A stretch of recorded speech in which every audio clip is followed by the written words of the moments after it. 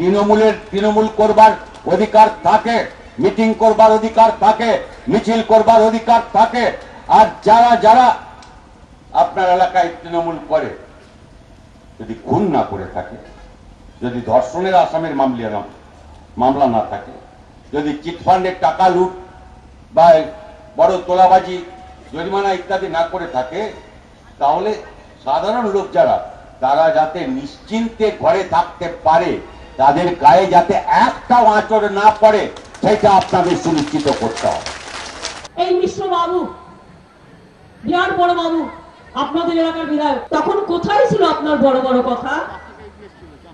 যখন আপনি ইশারায় খুন করতে বলতেন, তাণ্ডব করতে বলতেন, কোথায় ছিল গণতন্ত্র প্রেম? কোথায় প্ল্যানিং করা হয়েছিল নেতাদের খুন? ইশারায় বলে দিতেন, যাও এই গ্রামটা দখল করো। চেহারাগুলো কেমন যেন অত্যাচার করে করে সন্ত্রস্ত হয়ে গেছে, কুকড়ে গেছে। লজ্জা করে না? আবার সন্ত্রাসের কথা বলছেন। লজ্জায় গলায় দড়ি দেওয়া উচিত ছিল আপনাদের। ইলেকশনে দাঁড়ানোর মতো ক্যান্ডিডেট আপনারা নয়। তিনি আবার পরিচ্ছন্ন ভাবমূর্তির নায়ক, তাকে নাকি ভোট দিতে হবে।